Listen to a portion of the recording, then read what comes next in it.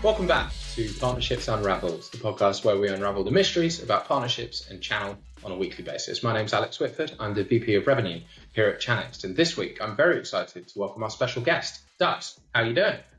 Hey, Alex, I'm doing fantastic. How are you? Yeah, I'll be honest, I'm really excited for this one. My audience knows I'm slightly obsessed with how marketing and how channel, but very specifically how MSP works. And I think we've landed at the perfect intersection with yourself. Maybe for the uninitiated, you could give us a little bit of an introduction about who you are and what you do.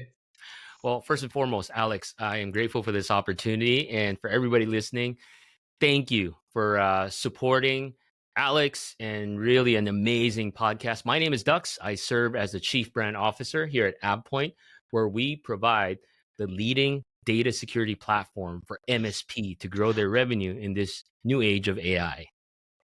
Yeah, we were actually just touching it literally before the call started. I'm amazed about what AI is going to do in lots of areas, right? I think of the vertical, and AI is going to do a lot. But in the MSP space, in the sort of SMB technology space, where it's very people heavy, even though what we do is technology, I think AI is going to be fascinating to what it can do to the market. Well, Alex, I've been spending a lot of time, frankly, in the last year with our MSP partners. And while AI is a big buzzword, a lot of times there's still this sense of lost where do I start, right? We know it's coming, we know it's here, we use it in our personal lives, but from a business perspective, certainly how can I capitalize on it? Where do I start? And that's always the conversation I get into with MSPs. And hopefully we can unpack that further. And I'll walk through some examples on how some of our MSP partners are really maximizing this massive opportunity. Yeah, so I think predominantly when people hear AI, they put it into two core buckets, right? So they're thinking, how is AI in my product? In every technology brand I think about, I just recorded one with Zoom. AI is at the core of how they are building their technology. The second is in their operations. How do I do my job better, faster, cheaper? But for the MSP space, one, obviously AI in product and AI in operations makes sense. But how do you build a practice around AI? How do you monetize AI? Sure. Well, pop quiz, Alex. At the end of the day, what does AI rely on? Data. Data. And that's something we don't talk a lot about. You know, we blame AI. Oh, AI is hallucinating. Oh, it returned the wrong information. Well, it returned information I'm not supposed to see, right? But at the end of the day, it has to do with data. And right there is the gold mine. You know, a lot of us get caught up in, oh, we want to do the cool stuff. We want agents. We want automation. It's all good. Don't get me wrong. But all of that relies on data. Okay. So where can an MSP start? Look, a lot of customers, doesn't matter, enterprise size, SMB, mid-market, they're all ready to do AI.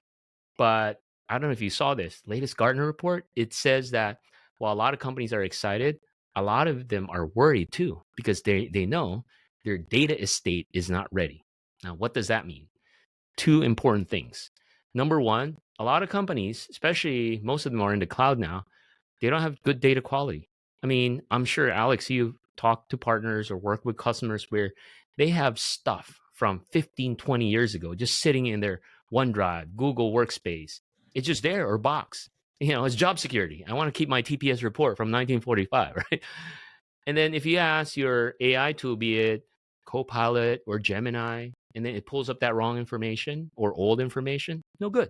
So that's one area where it needs to be fixed. And I'll talk about how MSPs can deal with that. Second is in the area of data security. One of the biggest problems that we find in Microsoft 365, for example, is oversharing. It's too easy to share Word, share PowerPoint, add you to Teams. And let's say, Alex, you share a Word document with me. Do you know if I shared it with somebody else and that person shared it with another person? You won't know. But the problem is AI trusts that whole sharing was intentional.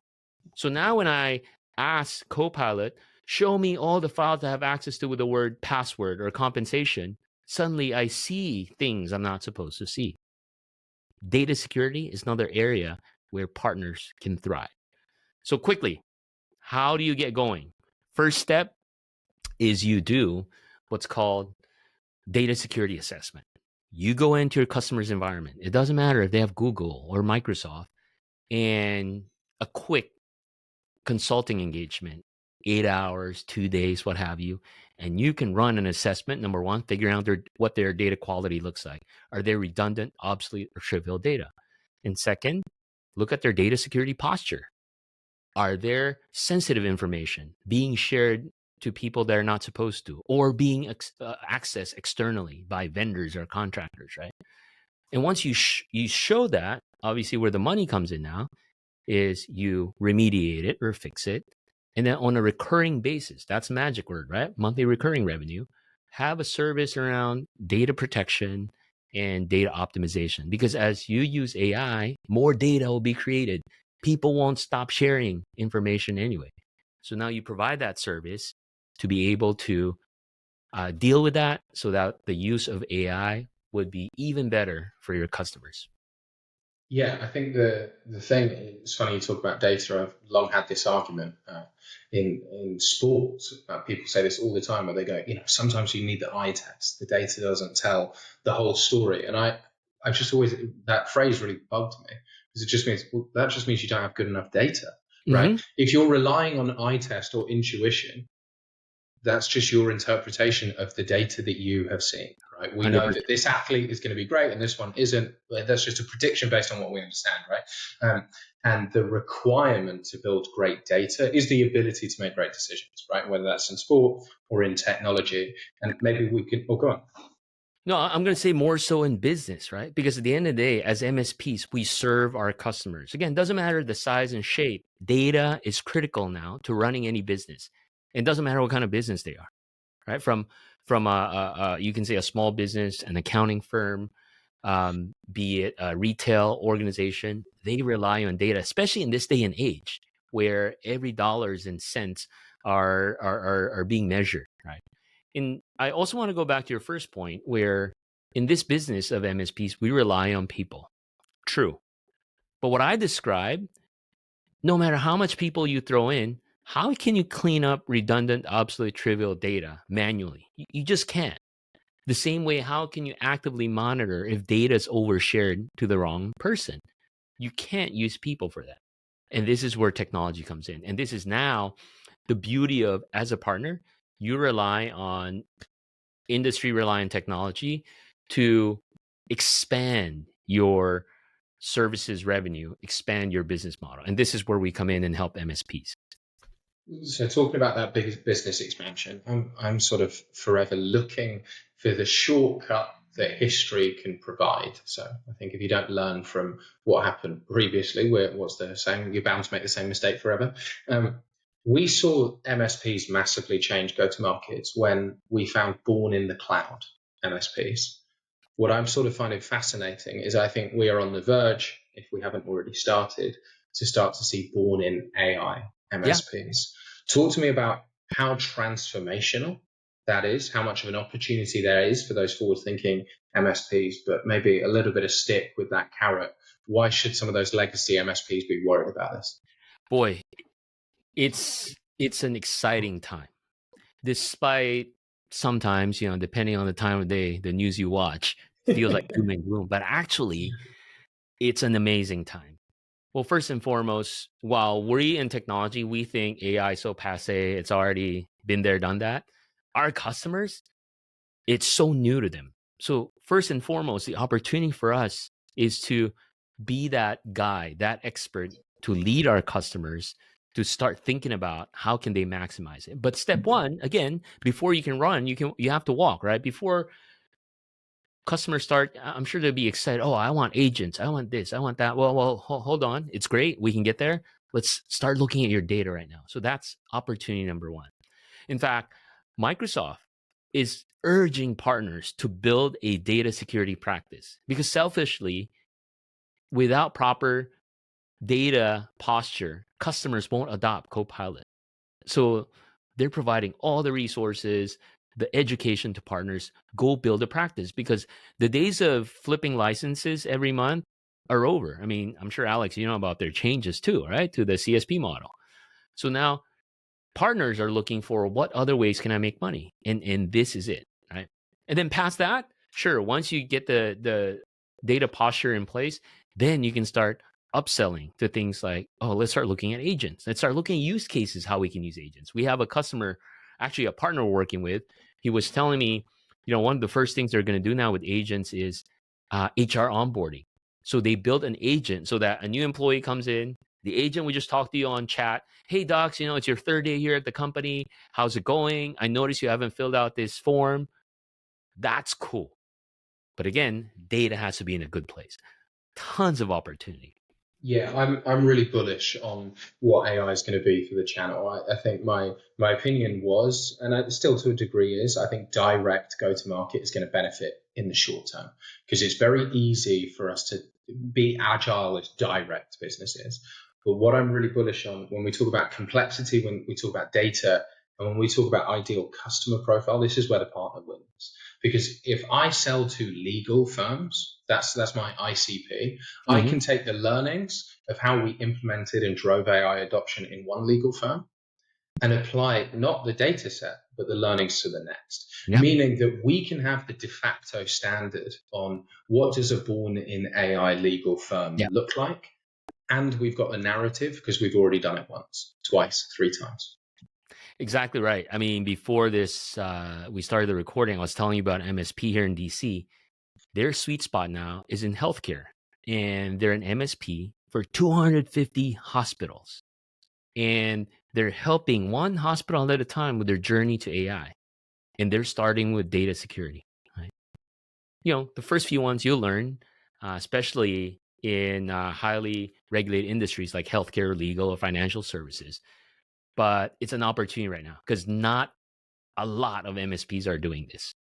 No, and also, sometimes MSPs come up against conflict against direct technologies, but there is no direct technology in the world that can go, well, we understand the entire ecosystem and we understand it in your vertical. And I think that's what I'm so bullish around.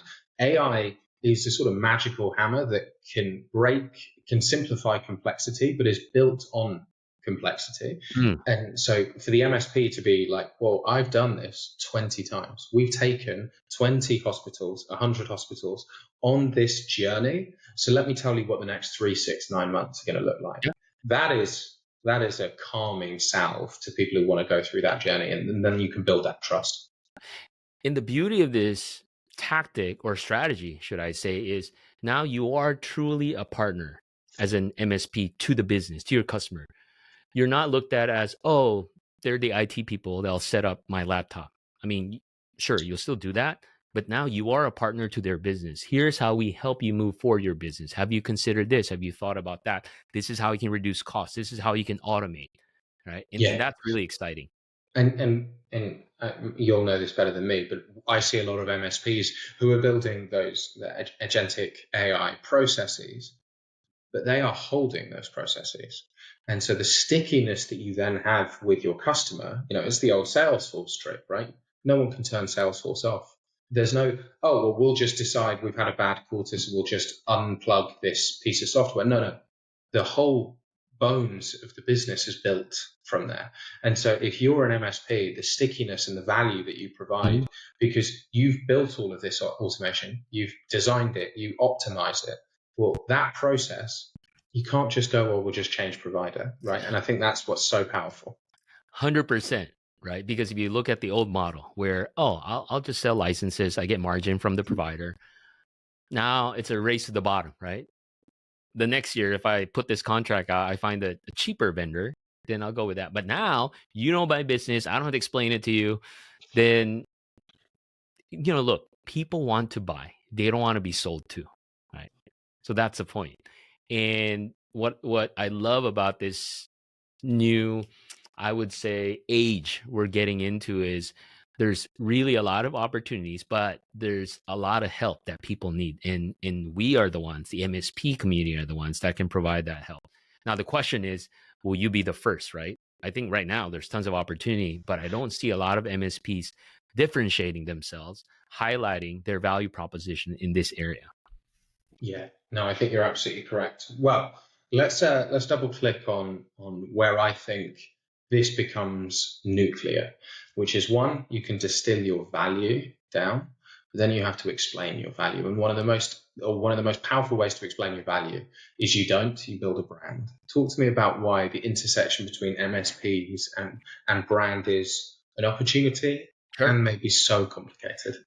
So I'm gonna put on my grandfather hat here, and I want to tell you, back in my days, and this is something that I think would be valuable for everybody. So my background, well, I carry the title Chief Brand Officer here at AvePoint. I'm very technical. I have a degree in electrical engineering. I started my career in assembler. For those of you who don't know what that is, you weren't born yet, but that's where I started. And in fact, before I came to AvePoint, I had my own SI MSP business here in Washington, D.C.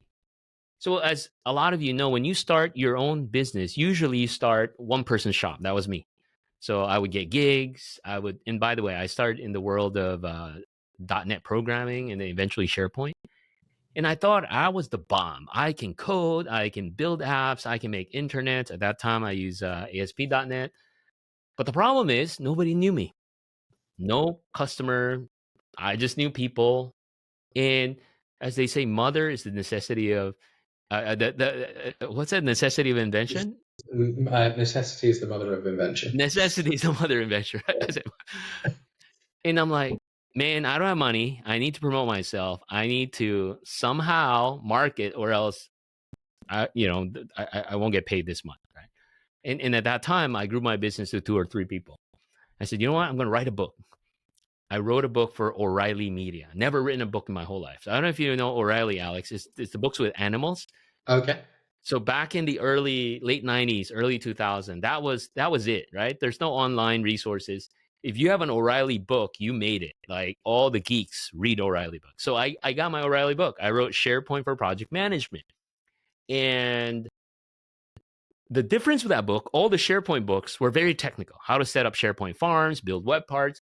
But for me, I took a different take. I took it from a business perspective, made it easy enough, and spoke in project management language because I used to run PMOs. And that was my shtick. That was my brand, right? I'm not just the SharePoint guy. I'm the SharePoint for project management dude. And I learned so much from my publisher. At that time, they're like, you got to write a blog to keep up with this. I go, what's a blog? All right. This was like early 2000. You got to be, at that time, Twitter just came out. You got to be on Twitter. You got to be on LinkedIn. So they educated me this idea of being now it's called a thought leader, but at that time, like an industry expert, right? And the whole gist of it is this. Like I said, people want to buy, they don't want to be sold to. Everybody looks up to someone that they want to trust and they want to learn from. So lesson number 1 for brand building, especially if you're a small business and you don't have endless marketing budget, is you have to be a trusted advisor.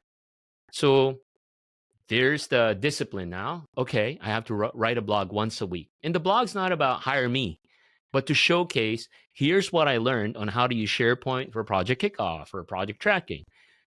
I would record videos. But at that time, video recording is not that simple. So I had to edit, pop it on YouTube. And I thought that was good enough. My publisher was like, your online persona is great. Not enough. You need face-to-face. Fortunately, they connected me with local events. So I started speaking at user groups, conferences. And for me, I had to learn also public speaking and communication skills, because that's the strength of every technologist. Not. But you just had to, right? But slowly, that's how I grew my business, just being out there. It's a lot of work, don't get me wrong.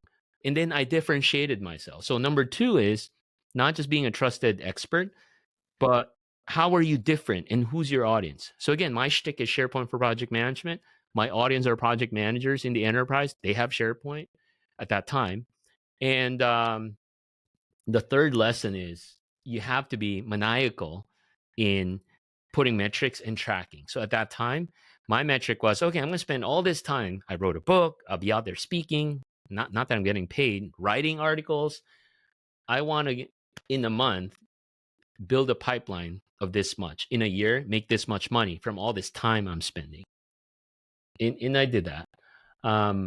So the key here, and even to this day, people may think, wow, there's so many voices out there. There's so many experts out there. Where do I fit?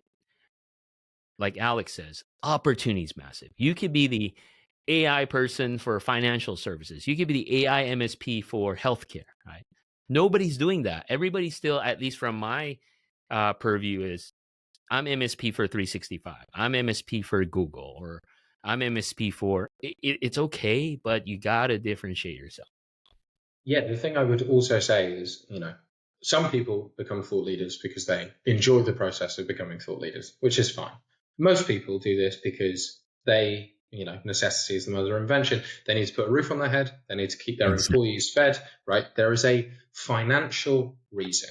And I always, when I sit down and I take MSPs through why marketing is so important, why thought leadership is so important, the exact people who are looking for the answers are the ones who are ready to buy. And Yeah. so if they are going, I'm really struggling with project management and how SharePoint comes together, they are the ones who read the books.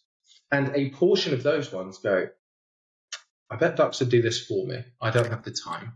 And so you build this funnel, Exactly. right? And I think the more that MSPs can provide free value, the more that value Yep. won't be free.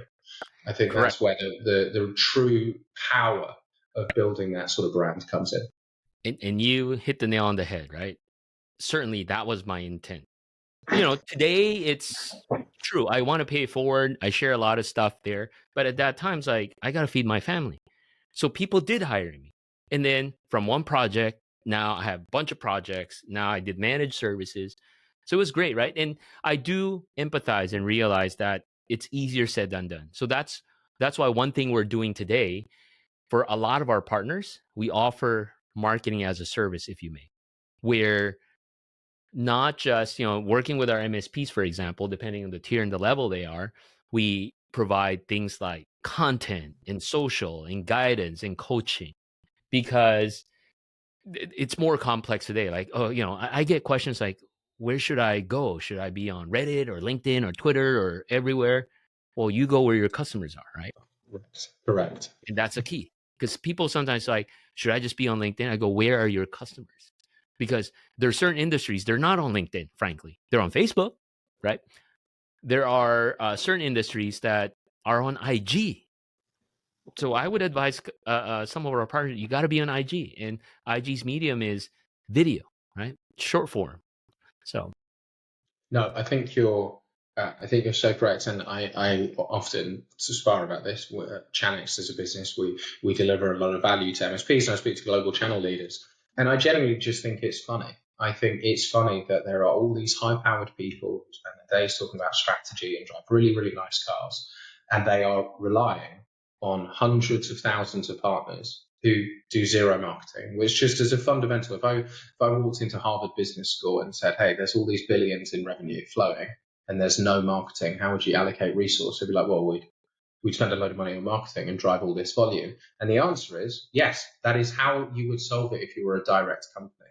yeah, MSPs are direct companies. They're direct to their customer, do exactly. marketing. Yeah. I can see why too, Alex, right? Like, reflecting on my journey, being a technologist, this is the stereotype, but in some sense, it's true. I'm an engineer. I'm the bomb. Like, I know everything. I don't need no marketing, right? Marketing, they don't know anything. It's funny. Today, I carried out chief brand officer. Sometimes when I meet customers, they would joke, but I know they're not joking. What do you know? You're a marketer. I'm actually very technical. Like, I can code. Right. No, but I once sat down with an MSP and I really said to him, he was quite stressed. Business isn't growing at the rate he wanted it to. And I asked him, I said, well, what are you doing? What's your LTV? What's your CAC? What's Yeah. all the other stuff? LTV, unbelievable. So, okay. Quality of service, not a problem. Okay, fine. How are you acquiring customers? Well, I've got this really good program. One of my customers will refer me into another. Great referral model. Awesome. Sure. Love it. That's also, Keep that, yeah. yeah, great indication that you deliver a lot of value. So that's great. So it sounds like the fundamentals of your business. What else do you do? I don't. Okay. So why don't you do any marketing? I feel sleazy. And there is this feeling of like, no, my job is to be helpful. Yeah. And his interpretation of that meant, Well, I wouldn't want to hassle anyone. I wouldn't want to call them and ask them. I wouldn't want to put information in front of them, because what if it's not necessary? And I was sort of sat there going, but all you're doing is giving them the information. It's there if they want to pick it up, right? And so actually building this brand of being a problem solver in your to go back to that, if you are the guy to take legal firms through their AI journey, then be that guy. That's right. And communicate that is who you are. And if you're unique and authentic and passionate, it's going to carry, right? I've seen the most flamboyant extroverts and I've seen the quietest introverts, and they are both authentic and it works wonderfully. Yeah. And now the conversation at that point is, once you build that trust and following, it's not about the dollars and cents. No. People are not going to ask, why are you 50% more every month than this other vendor, right? That's not the conversation. No, and the other thing is, I find that my experience, both as hosting this podcast, but my experience in general, is when you really get brand equity, they don't ask the competitor. And so their only question is, can I afford it? Stop. Sure. Not, are you more expensive?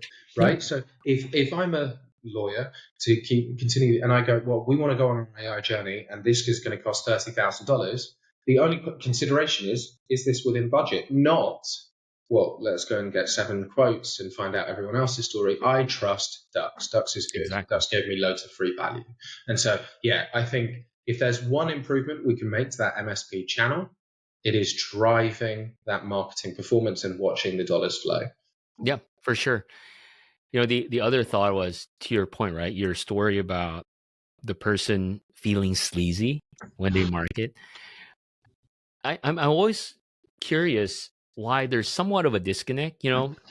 Every time, doesn't matter, you, me, MSPs, enterprise customers, when they go home at night at 7 o'clock and they aimlessly doom scroll on Instagram or these social feeds, I'm sure everybody sees ads. And there are some ads that are not good. Some ads are actually pretty good. And a lot of it is informational. And it's okay with us. In fact, at some point after watching so much, I end up buying stuff actually I don't need, right? So that's the same analogy, right? And today, that's how we consume and learn. Yeah, I think it's why MSPs, I think this isn't something I see in the resale land, because resellers are typically owned by salespeople and MSPs are typically owned by engineers, right? There's a fundamental difference in how those two channels are built. And so the thing that I think is, engineers by psychology are broadly problem solvers and helpful. And so the revenue acquisition motion can be perceived as not helpful because it's helpful to me and not to you. True. But if you come from the perspective of, my job is to take customers on the journey and my job is to help them understand how we can help them, then I think you can sort of psychologically understand, okay, actually it is helpful to the customer to take them on that journey. But I think what I'm sort of fascinated is where AI and automation and marketing and MSPs are all going to come together. And I think that problem is going to solve itself. Yeah, for sure. I mean, you see it today, right? Even on LinkedIn's having this problem now. Like, there's tons of AI bots and there's tons of automated posts.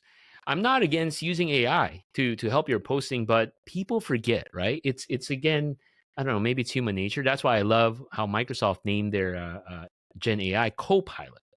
Like, Gen AI is your Copilot. It helps you with the first draft, whatever it may be, a video, copy, and then you tweak it, you clean it up. But you see a lot of it is automated, where it's just auto posting, or some people just copy and paste. And to me, that loses in some ways the authenticity. Yeah, I think the absolute worst one, and then I need to get an introduction from you, the absolute worst one is the auto commenting. I can see the ChatGPT script, right? And so, love your post with X and Y, and I'm like, this, because I think it's one thing if you sort of say, hey, here is why Copilot's going to change the business. It's like, okay, well, that's informational. But if I'm commenting and you're like, that's not Alex, like, I think it degrades. That's right. I feel like I'm being lied to, right? And then that's like having the inverse swing of what we're trying to do. Yeah, and there's some people doing this test now on LinkedIn where you could do a post and just randomly throw other words there, like hot dog, cheeseburger. Awesome. Okay, Dux, I knew I was going to enjoy this. Thank you so much for taking us through the value around AI and MSP and marketing. I think it's super interesting. But I know you also want to continue that conversation with your recommendation on who we should have on next. So who is that? Alex, I recommend a good friend of mine. He has an MSP firm here in the Washington, D.C. area. His name's Nabil with FSI Strategies. Amazing personal story, but at the same time, amazing story of how he pivoted his business, really focus on this AI journey. And like I said, their sweet spot is in the healthcare. So make sure you connect with him, chat with him, pick his brain, being a practitioner, and see how he's growing his business. Awesome. Nabil, I'm super excited already. And Dux, thank you so much for sharing your wisdom. It's been awesome. Alex, thank you.